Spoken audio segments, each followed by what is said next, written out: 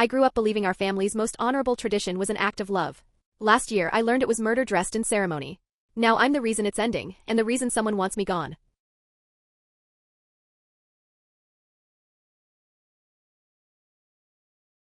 In my family, when a man dies, his wife doesn't just mourn him, she's expected to join him in the afterlife within exactly 40 days. They call it the eternal service pact, because apparently even in death, men still need someone to serve them. I remember being just a kid when I saw it for the first time. My aunt laying at my uncle's memorial, sitting there in front of everyone with this tiny porcelain cup in her trembling hands. Her mother-in-law had one firm grip on her wrist, making sure not a single drop of that poison, almond-scented, deceptively delicate, was spilled. And she drank it. All of it. My mom? She watches my dad's hair the way some people watch sunsets, counting every gray strand like it's a clock ticking down her own fate. When I was 15, Dad had a heart attack. He survived. But after that, everything shifted. That's when Mom started waking me at 3 in the morning. Not for comfort, not for tea, but for training. She taught me to copy signatures until my hand could mimic my dad's perfectly. She showed me how to move money around without anyone noticing, which states were the easiest to vanish in, which bus lines ran straight to the Mexican border. She'd smile and say, just in case you ever need it, but we both knew who she was really talking about. And then there were the tapes. Years of secret recordings from family farewell ceremonies, all hidden under an encrypted folder labeled recipe collection. She'd freeze frame at certain moments, zooming in on cups, coffins, glances exchanged. See Aunt Ling's cup? Different design than Aunt May's. Notice how light Aunt Lou's coffin is when they carry it? Watch her sister scrolling on her phone at the burial, not crying, not even looking at the casket. That's when she told me about the network. For 20 years, widows had been faking their own deaths. Some had access to special drugs that slowed their heartbeats for 2 full days. A nurse aunt had been smuggling them from the hospital. Others bribed doctors for forged death certificates. There were safe houses scattered across the country where these dead women started over with new names, clean IDs, whole new lives. The code words at family gatherings? I learned those too. Such a peaceful passing meant she escaped. She fought till the end meant someone was onto them. Beautiful ceremony meant they needed help with paperwork. The flowers were perfect meant they were short on money. She's with him now meant she hadn't made it out. By 17 I was part of it. I used the school's yearbook equipment to make fake IDs, 12 in that first year alone. Everyone came with a detailed history, where they went to school, their first job, even their favorite coffee order. I learned how to age a face, alter a jawline, change someone's hair so well that even their own relatives wouldn't recognize them. We got cousin Linda out when her husband's liver failed. Officially, she died of grief. In reality, she took a bus to Portland with $50,000 in cash and a brand new name. We saved Uncle Tony's wife by swapping her poison with sleeping pills. She woke up in Nevada, confused but breathing. Not everyone survived. Aunt Patricia's mother-in-law caught her packing. They made her drink 2 cups. And then, everything collapsed. Uncle Jimmy died. He was 67. His widow, Anna, was just 19 and pregnant. He'd had 3 other wives before her, all gone within their 40 days. The family started the countdown before his body was even cold. They moved Anna into Grandma's house, stripped her of her phone, her money, even her shoes. But Anna wasn't like the others. She didn't want to run. She wanted to fight. 3 days after the funeral, she appeared at our front door. No warning. No escort. Just there, having somehow slipped past the women assigned to watch her. Her cheeks were blotchy, eyes swollen from crying, but there was a sharpness in them, a fire I'd never seen in any widow before. She grabbed my mother's hand so tightly her knuckles went white. Mom pulled her inside instantly, glancing up and down the street before shutting the door. The curtains in the living room were already drawn. Anna stood in our hallway barefoot, because the family had taken her shoes to keep her from escaping. Her feet were torn up, bleeding from walking miles across town. And in that moment, I knew this wasn't just another rescue. This was going to be war. I brought her a glass of water while Mom started checking her over. Anna's wrists were ringed with dark bruises, the kind you get when someone forces you down and doesn't let go. There were faint red marks along her throat, and her hand kept drifting to her stomach like she was guarding it with her life. Something about that small, protective gesture made my chest feel like it was caving in. Mom sat her at the table, voice low but sharp with urgency. How many people are watching the house? Who's got the keys? When do they start the ceremony prep? Anna answered between sips while I cleaned and wrapped her feet. Every reply made things sound worse. Grandma had a literal guard schedule, 2 aunts during the day, 2 uncles at night. The ceremonial cup was already chosen, same blue-flowered porcelain they'd used for Uncle Jimmy's last 3 wives. And on the kitchen calendar? Day 40 marked in bright, angry red. They were making her help choose her own funeral dress and pick out flowers like she was planning a wedding. Mom didn't flinch.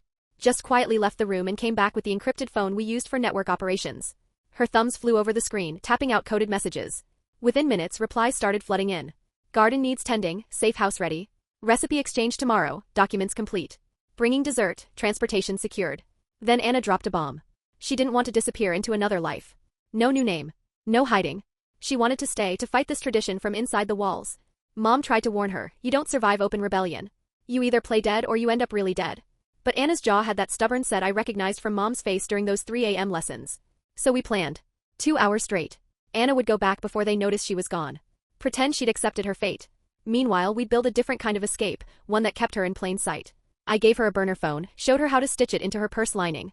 Mom wrote out safe words, subtle signals, and meeting spots. Other widows in the family would play the role of comforting visitors, but really they'd be checking if Anna needed extraction. By sunset she was limping down the back alley, feet wrapped and careful on the gravel. Mom was already dialing the deeper parts of the network, the ones we rarely touched. The next few days were a performance.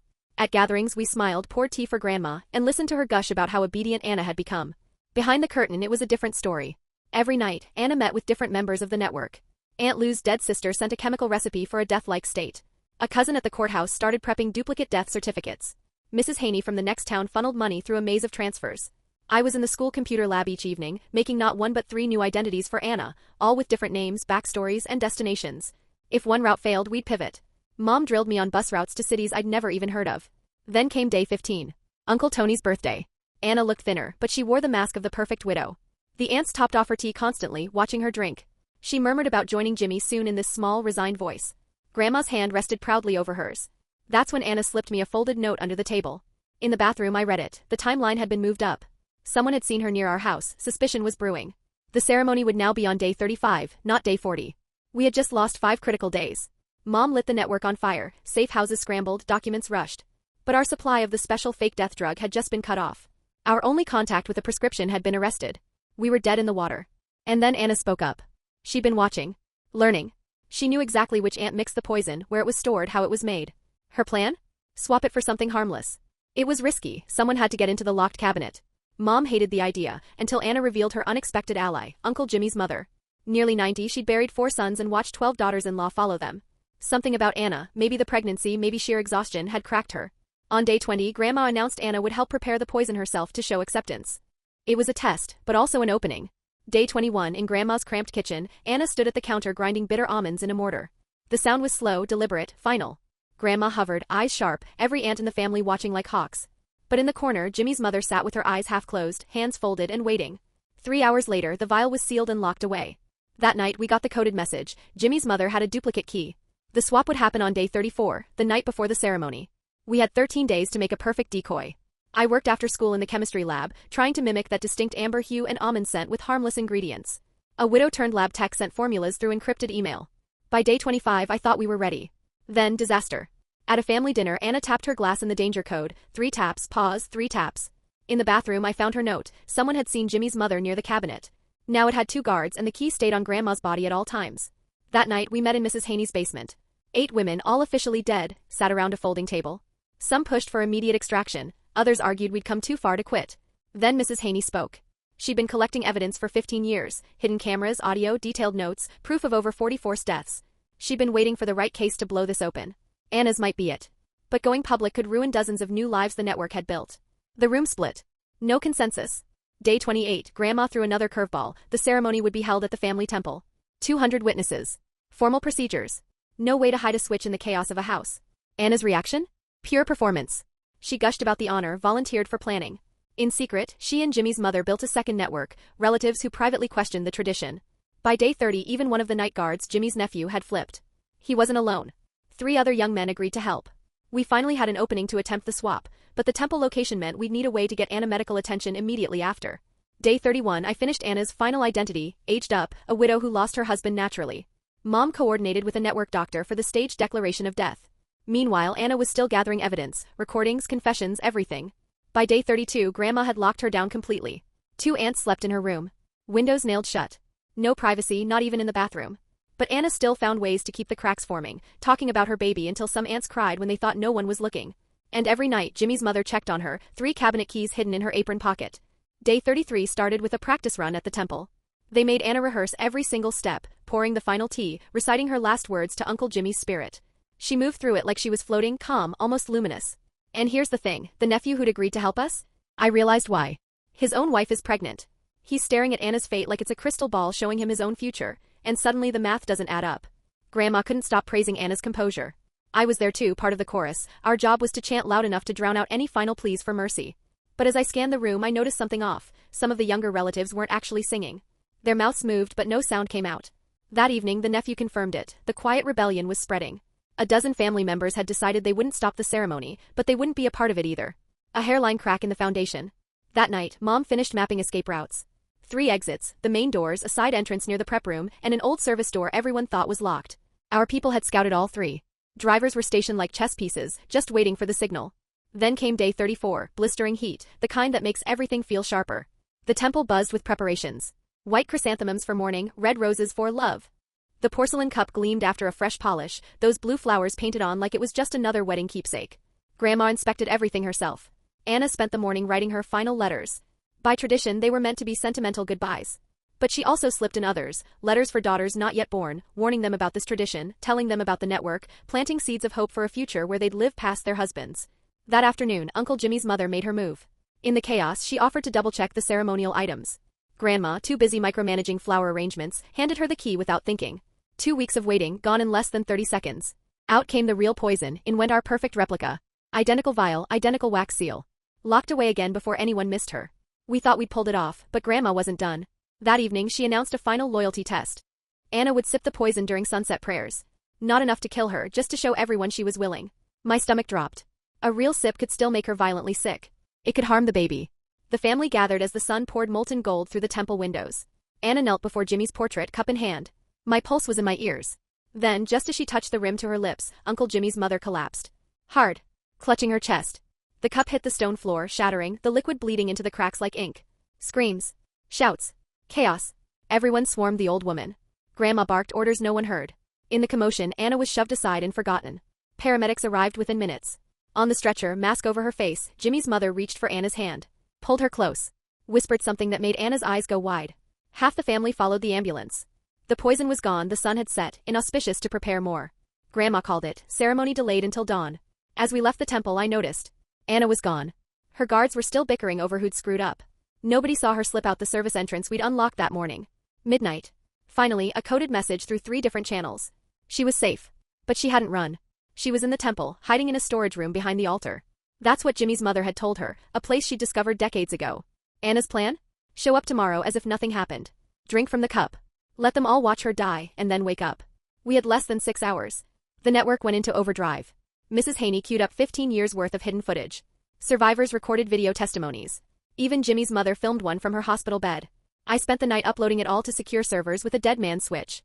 If Anna didn't check in every 12 hours, every relative would get the evidence on their phone, email, and social media. Day 35. Sunrise bled red and gold over the temple. The new poison was ready. Grandma herself had mixed it, tested it, satisfied it was potent. This cup had yellow lilies painted along its rim. Anna arrived in white, hair pinned with jade combs from Jimmy's first wife. She looked like marble, pale, solid, unbreakable. The chanting began, weaker than before. More silent mouths. More eyes watching instead of joining in. Anna served tea to each of Jimmy's relatives, graceful even in exhaustion. Some avoided her gaze, others squeezed her hands too long. Grandma drank in every moment like victory wine. Then the cup. Grandma handed it over herself. Anna took it, looked around the temple and began to speak. She thanked Uncle Jimmy. She thanked the family. And then she began listing names, Aunt Ling, Aunt May, Aunt Patricia, every woman who'd followed her husband. She gave them faces, stories, moments.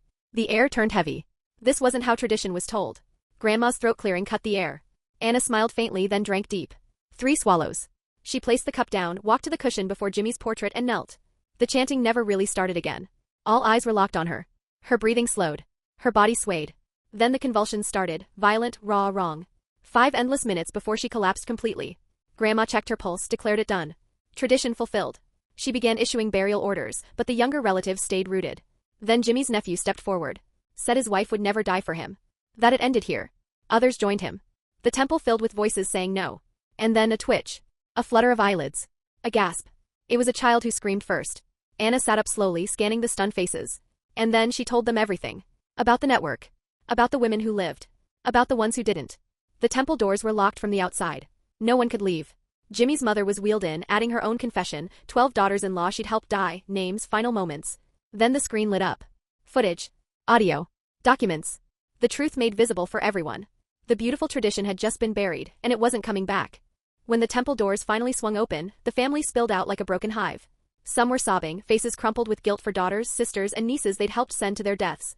Others were furious at Grandma, at the tradition, at themselves for going along with it. A stubborn handful still clung to the old ways, muttering that Anna's return from the dead was some elaborate trick. But the damage was done.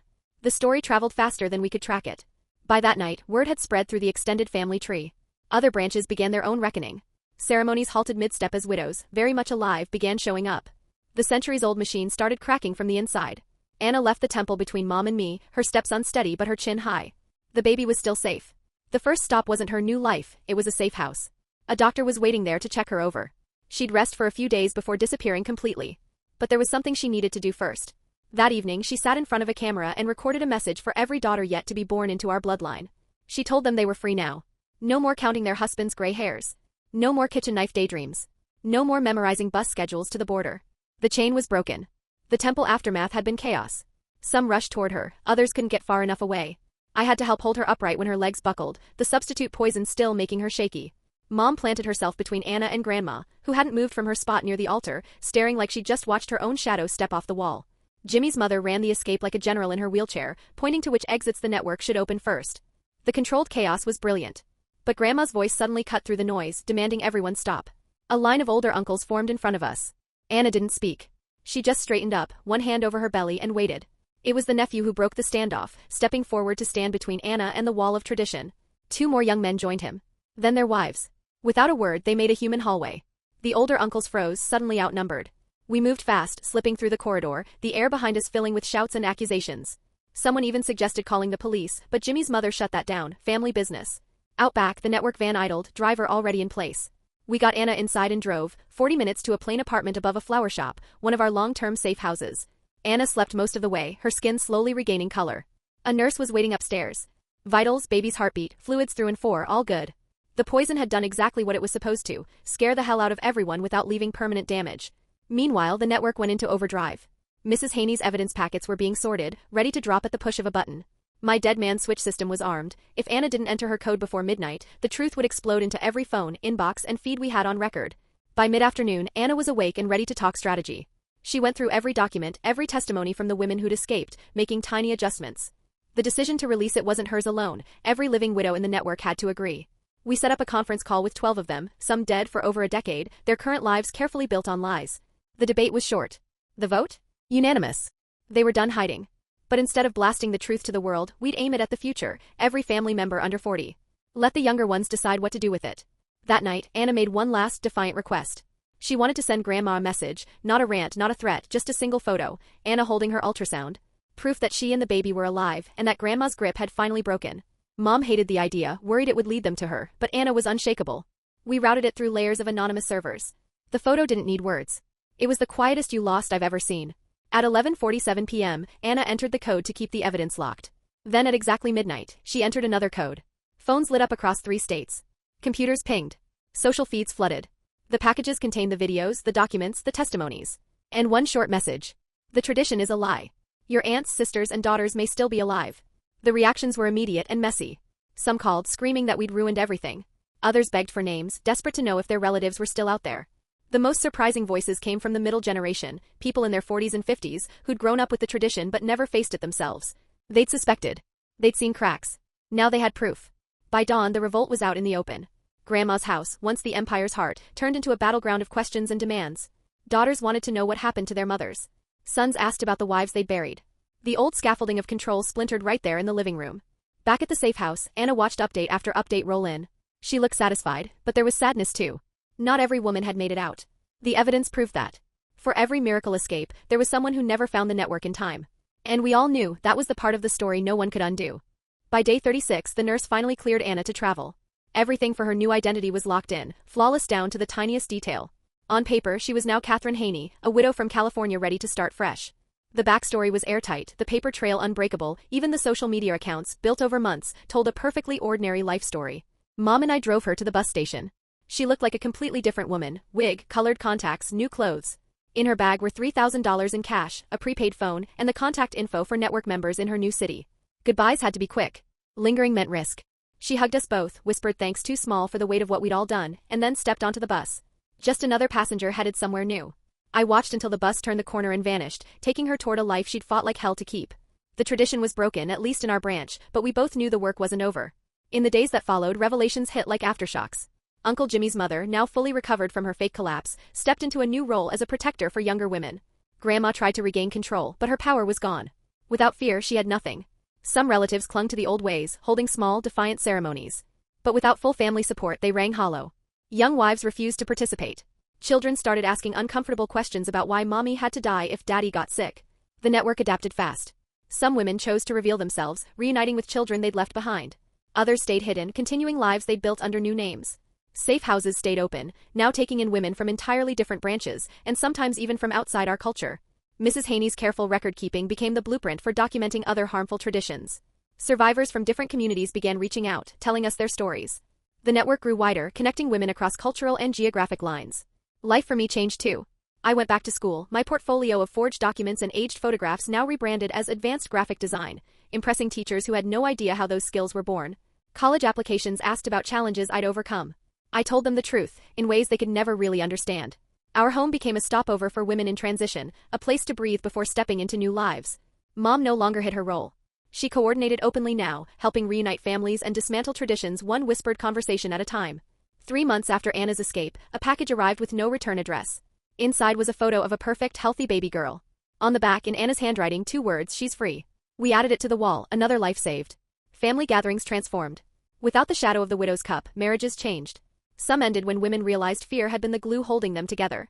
Others became stronger, rebuilt on choice instead of control. Grandma retreated into isolation, her house a relic of a dying order. On the 1-year anniversary of Anna's escape, 14 women who should have been dead gathered quietly in Mrs. Haney's basement. They laughed, cried, shared stories, and honored the ones who hadn't made it out. Anna couldn't be there, but she sent a video, a glimpse of her new life. A modest apartment. A job at a library. Her daughter's first steps. Her hair was different, glasses on her face, but her eyes still burned with the same fire. The tradition didn't vanish overnight. Some branches clung to it and women still died. But word traveled. The network grew. Each successful escape built on the last. The summer before I left for college, I created my final fake identity, not for a widow in my own family, but for a young woman from another.